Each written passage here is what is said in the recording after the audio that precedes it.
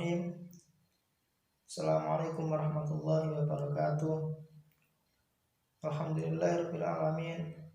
Wassalatu wassalamu ala asrofil anbiya'i wal mursalin Sayyidina Muhammad wa ala alihi wa sahbihi ajma'in. Amma ba'du. Yang sangat saya hormati Ibu Dr. Hajah Samsul Susilowati MPD selaku pengampu mata kuliah pengembangan media pembelajaran PAI, yang saya cintai dan saya banggakan teman-teman Magister Pendidikan Agama Islam di kelas B. Mudah-mudahan selalu dalam lindungan Allah, diberi kesehatan dan dimudahkan urusan studi di semester ini sampai akhir lulusan nanti. Amin. Alhamdulillah, pada kesempatan kali ini saya atas nama Windarto akan menyampaikan materi tentang prinsip-prinsip pemilihan media pembelajaran. Sebelum kita mengupas lebih dalam tentang media pembelajaran, tidak ada salahnya kita merefresh, kita mengulik sejenak apa definisi dari media pembelajaran. Di dalam pembelajaran itu kan banyak komponen yang terkait, mulai dari pendidik, peserta didik, strategi, model, pendekatan, sarana prasarana, dan lain-lain. Nah, di antara pendidik dan peserta didik ini ada yang namanya media, ada orang ketiga di dalam pendidikan. Kalau biasanya kita mengenal orang ketiga itu pelakor, tapi di sini tidak. Ialah media. Apa media itu? Media adalah alat atau bahan, baik berupa benda ataupun manusia, yang memiliki manfaat sebagai alat bantu untuk memudahkan bagaimana peserta didik itu memahami materi, agar supaya tujuan pendidikan itu terlaksana, tujuan pendidikan itu tercapai sesuai dengan apa yang dicita-citakan. Banyak tokoh yang mendefinisikan, tetapi saya tertarik dengan definisi dari Gerlach. Ini mengatakan kalau media itu bukan saja alat atau bahan berupa benda mati atau manusia, bahwa media juga adalah pengalaman pribadi. Pepatah mengatakan the best teacher is experience. Maka tidak salah ketika ada ilmuwan dulu, Thomas Alva Edison, kita paham sekali, beliau beribu-ribu kali melakukan percobaan untuk membuat penerangan. Di percobaan yang kesekian ribu kali hingga akhirnya berhasil menemukan atau berhasil membuat penerangan berupa lampu pijar. Dan kita nikmati sekarang ini. Ini adalah keberhasilan yang diperoleh dari media yang bersifat pengalaman pribadi. Maka semakin banyak pengalaman yang kita dapat, semakin mudah kita untuk menerima materi pelajaran, baik itu yang bersifat baru ataupun yang sudah kita tahu, untuk memperluas lebih dalam lagi. Itu kira-kira definisi dari media pembelajaran. Setelah kita ingat kembali definisinya, maka di dalam media pembelajaran itu perlu yang namanya pemilihan media pembelajaran. Kita di negara Indonesia ini sangat berbeda dengan negara Finlandia. Kalau Finlandia belajarnya bisa sama alam, di alam terbuka. Kita aja yang rencana ke depan dicanangkan oleh Pak Menteri, ada istilah kurikulum merdeka, ada student exchange untuk sekian semester di kampusnya, kemudian sekian semester di kampus lain, tetapi mendapat pengakuan yang sama. Kembali lagi bahwa kenapa media pembelajaran di negara kita, khususnya kita sebagai guru ini perlu dipilih. Kenapa kita harus memilih media pembelajaran? Nah, karena kita harus paham, sesungguhnya setiap media itu memiliki karakteristik, memiliki keunikan masing-masing. Setiap media memiliki kelebihan dan kekurangan. Setiap media ada efektivitas, efisiensi masing-masing. Ada media yang mudah didapat, ada media yang susah didapat. Nah, ini akan menjadi pertimbangan kita, akan menjadi faktor yang berpengaruh terhadap pengambilan keputusan, sehingga kita menggunakan media yang cocok, yang tujuannya adalah selalu untuk mencapai tujuan pendidikan, baik itu nanti jatuhnya di siswa sebagai pengetahuan kognitif, afektif berupa sikap, teladan, budi pekerti dan lain-lain, ataupun keterampilan psikomotor. Nah, ini yang menjadi pertimbangan kenapa media itu perlu dipilih. Tentu beda dong kalau kita kuliah, kita memakai media LCD, proyektor. Bayangkan saja kalau kita di jenjang SMA, kita belajar mungkin beberapa di antara kita tidak memakai LCD ataupun proyektor. Nah, ini adalah media yang berbeda. Medianya di UIN kampus 1 seperti itu, kalau di kampus Pasca ada fasilitas yang lebih mendukung. Nah, ini adalah media itu sendiri. Nah, di dalam memilih media pembelajaran tidak serta-merta ada beberapa prinsip yang boleh dipegangi. Saya kira tidak harus ini teman-teman, karena banyak prinsip yang saya baca di buku jurnal itu banyak menyebutkan yang tidak sama, tetapi saya kebetulan cocok yang ini. Nah, di sini ada 4 prinsip. Yang pertama, adanya kejelasan maksud dan tujuan pemilihan media. Oke, misalkan seperti ini. Kalau kita sebagai guru, katakanlah di kelas 11 aliyah, madrasah aliyah, nah kita memakai media yang cocok dengan tujuan dan kejelasan yang hendak kita capai. Nah, di kelas 11 itu ada materi tentang merawat jenazah, mulai dari memandikan, mengkafani, menguburkan, dan seterusnya. Kalau kita di pembelajaran itu menggunakan media, katakanlah media audiovisual berupa video, pemutaran video terkait dengan merawat jenazah, maka hasilnya akan berbeda dengan kita menyediakan alat peraga, torso jenazah, alat bantu peraga jenazah. Nah, ini hasilnya akan berbeda. Nah, yang tidak didapat apa adalah keterampilan, adalah kapabilitas siswa untuk merawat jenazah secara langsung, secara real. Maka ada kejelasan maksud dan tujuan dari pemilihan media. Yang kedua, adanya familiaritas media. Nah, media yang bagus adalah media yang bisa diakses, media yang bisa dijangkau oleh semua peserta didik. Kalau kita sebagai guru biologi katakan hendak melakukan uji coba atau penelitian terhadap misalkan jenis-jenis bakteri yang sangat berpengaruh dalam proses fermentasi. Nah, kalau kita meneliti itu kan membutuhkan alat, membutuhkan media. Di situ ada mikroskop. Nah, ketika mikroskop itu kita gunakan di sekolah, mungkin tidak ada masalah karena difasilitasi. Ketika itu sampai dibawa pulang, maka akan menjadi masalah karena belum tentu orang tuanya familiar dengan mikroskop, belum tentu bisa dijangkau, belum tentu bisa didapat. Maka media yang bagus adalah media yang ideal untuk diterima, dimanfaatkan oleh semua peserta didik. Yang ketiga, ada prinsip adanya sejumlah media pembelajaran yang dapat diperbandingkan. Nah, seperti contoh yang saya contohkan tadi, perbandingan menggunakan media audiovisual dengan media real, media terapan, media praktek. Nah, ini hasilnya juga akan berbeda. Nah, seperti itu. Misalkan perbandingan media lain, media pembelajaran dengan menggunakan media bahan bacaan, buku, jurnal, atau dengan media berupa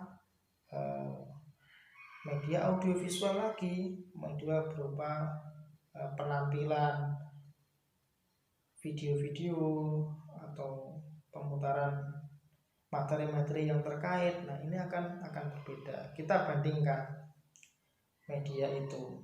Nah, kalau di anak kecil ya, di anak kecil di RA itu kan ada keterampilan untuk membuat kerajinan tangan, handmade. Nah, medianya apa? Berbeda. Ya, kalau bagi orang yang miskin mungkin pakainya tanah orang yang nggak mampu di desa, tanah buat diolah, dibuat sedemikian indah menjadi kerajinan tangan. Kalau orang yang cukup duit, dia bisa pakai media malam dan seterusnya. Itu adalah perbandingan media. Tapi pada akhirnya adalah perbandingan itu untuk tidak lain dan tidak bukan adalah supaya materi itu tersampaikan. Yang keempat, adanya sejumlah kriteria atau norma yang dipakai dalam proses pemilihan. Kriteria itu bisa berupa bahan, bisa berupa dampak, bisa berupa dana. Nah, norma itu adalah hal-hal yang dipertimbangkan. Norma adalah aturan yang tidak tertulis yang kita jadikan pedoman atau pijakan. Di situ ada pertimbangan. Kalau di sekolah saya seperti ini medianya. Sekarang kan masa pandemi. Nah, di sekolah saya itu kebetulan tidak mencetak buku satu semester di tahun ajaran ini. Karena apa? Kriteria atau normanya apa? Karena Kemenak mengatakan kalau materi yang satu semester ini belum final, artinya tidak untuk satu tahun pelajaran, dan itu ketika pembelajaran sudah kembali normal maka bukunya tidak dipakai lagi. Di situ ada efektivitas, ada perkiraan dana, di situ ada pemanfaatan yang ideal dan seterusnya. Nah, itu adalah bagian dari kriteria ataupun norma di dalam memilih media pembelajaran. Sekali lagi, tidak harus 4 ini prinsip-prinsipnya, karena berbeda-beda, masing-masing toko punya pendapat masing-masing. Dan kebetulan saya mengambil yang ini. Yang nomor 5 berkaitan dengan kriteria dan cara pemilihan media pembelajaran. Nah, saya melihat ini dari sudut pandang pembelajaran di lingkungan sekolah, atau lebih sempitnya di kawasan sekolah. Nah, mungkin juga di pelajaran tertentu mungkin berlakunya ya. Di sini cara pemilihan media dapat dikelompokkan menjadi 3 model. Nah, media untuk memudahkan siswa. Pertama ada model flowchart. Nah, ini adalah model berupa bagan. Nah, seperti contoh, ya tahulah ya bagan. Nah, misalkan ada pembelajaran tentang sholat. Nah, di situ pertama sholat, yang kedua tata cara melaksanakan sholat. Nah, ketika di hyperlink, diklik ke tata cara melaksanakan sholat, maka akan muncul gerakan-gerakan sholat seperti apa. Nah, itu berupa bagan. Termasuk yang di hyperlink itu bagian dari bagan. Atau sederhananya ya mirip-mirip yang di Siakat, ada home, ada penjadwalan, KRS, KHS dan lain-lain. Itu bagian dari model pembelajaran yang bisa kita pilih. Yang kedua ada model matriks. Nah, ini model ini di lingkungan pembelajaran matematika biasanya. Ada kotak-kotak. Nah, berupa matriks. Di situ bisa digunakan untuk membantu siswa di dalam proses pengurangan, perhitungan, penjumlahan dan seterusnya. Ya, yang ketiga ada model checklist. Nah, ini sangat di sekolah sekali ya. Misalkan ketika di awal tahun ajaran baru kan itu ada namanya pretest untuk menempatkan peserta didik baik dari sisi pengetahuan kognitif ataupun dari segi bakat minat.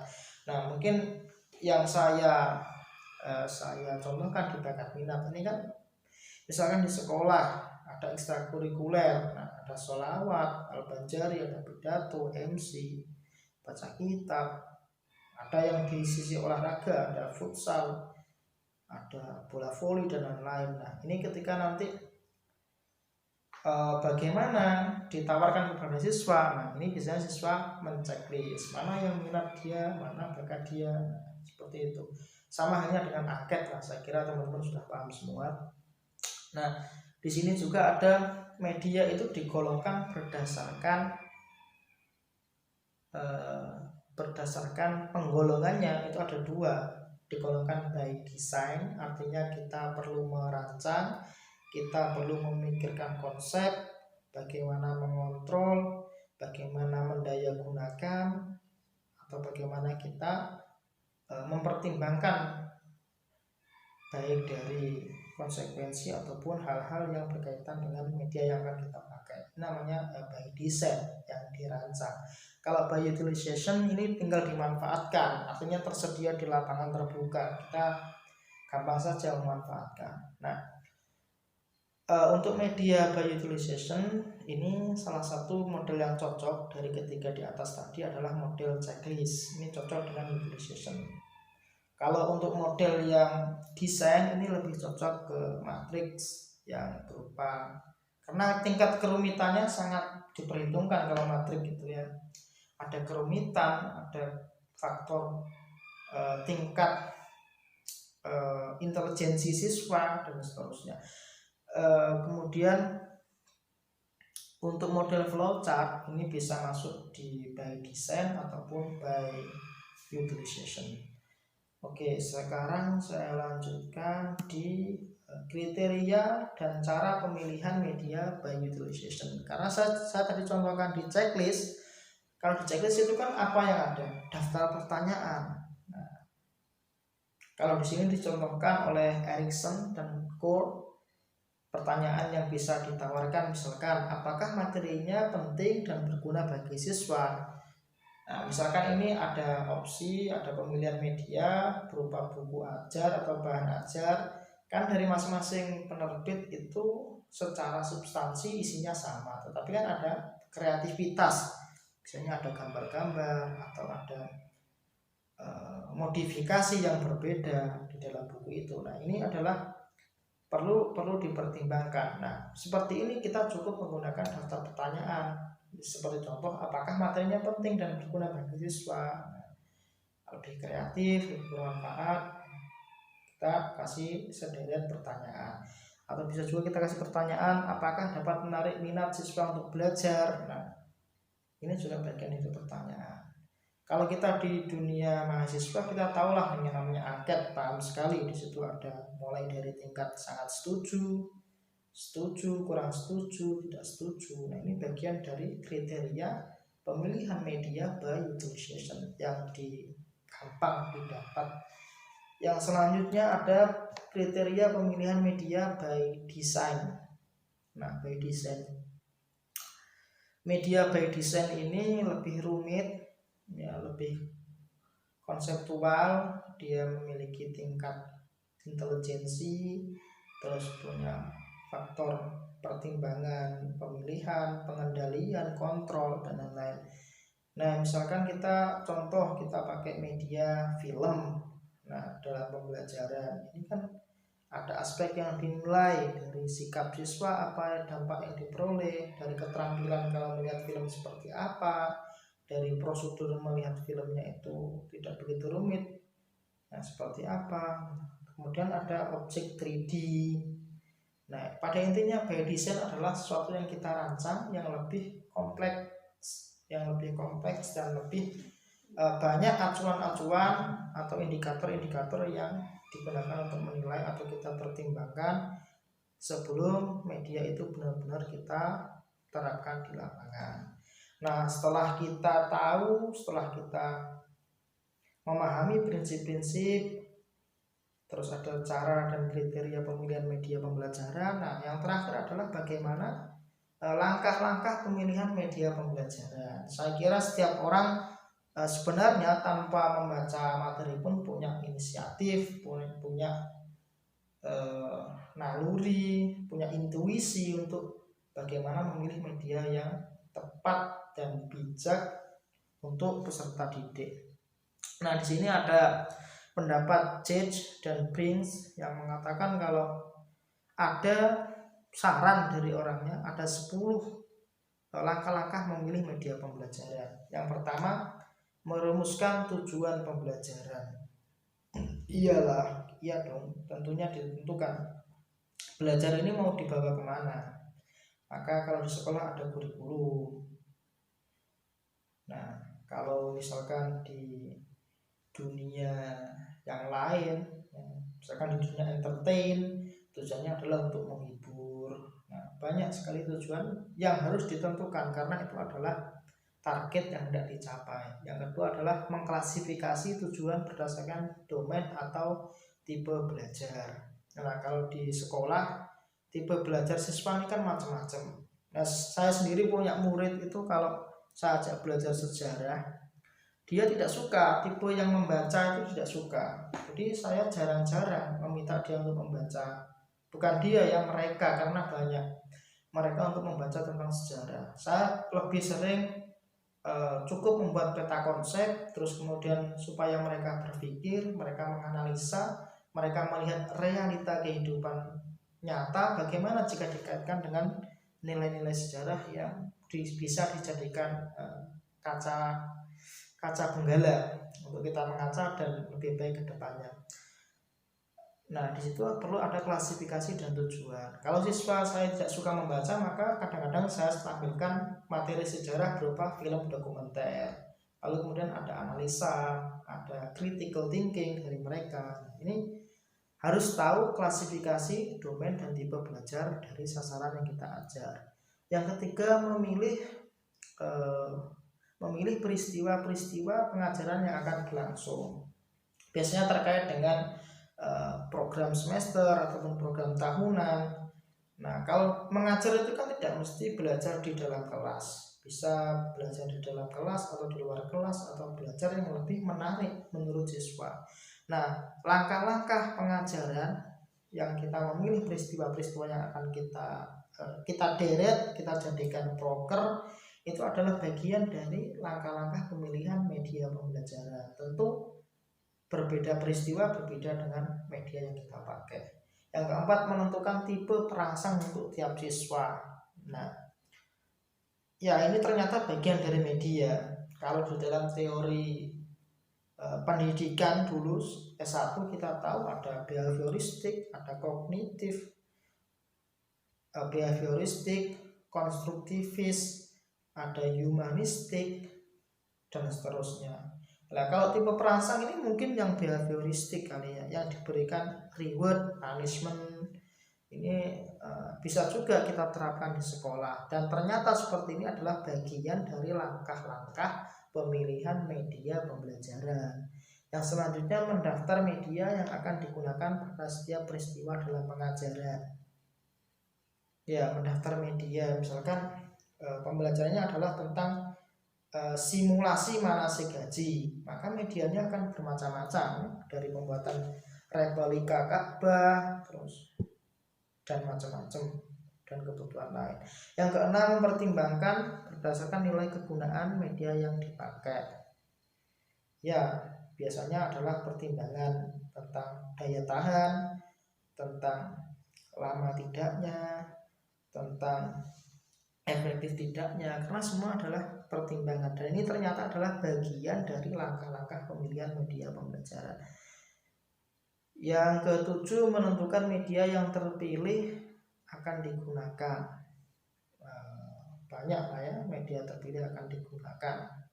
Yang kedelapan, menulis rasional penelaran memilih media tersebut. Ya, kalau untuk guru saya kira juga tidak mungkin. Kenapa ditulis? Karena guru adalah stakeholder, penggerak dalam pendidikan terhadap siswa-siswanya.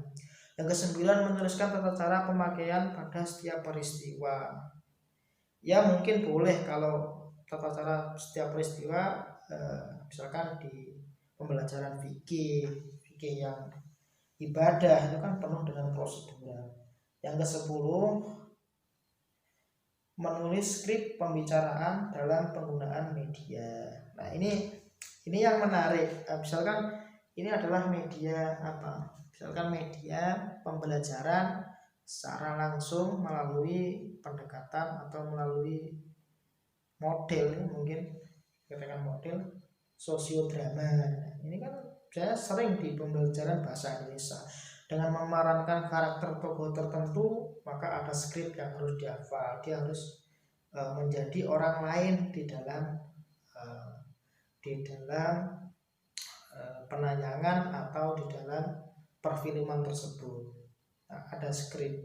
Nah, ini kira-kira ada langkah-langkah pemilihan media. Sekali lagi, setiap manusia, setiap pendidik pasti punya intuisi, pasti punya nalar baik tidaknya media itu digunakan. Apakah kedepannya lebih efektif, lebih bermanfaat, lebih melekat di hati peserta didik ataupun tidaknya. Itu saya kira setiap pendidik punya pertimbangan masing-masing, dan yang terpenting adalah media itu cuma sebagai sarana supaya tujuan pembelajaran tercapai, supaya materinya tersampaikan, dan syukur-syukur kalau bisa sampai di ranah kognitif, afektif, dan psikomotorik. Itu saja kira-kira dari saya. Terima kasih atas kesempatannya. Selamat belajar.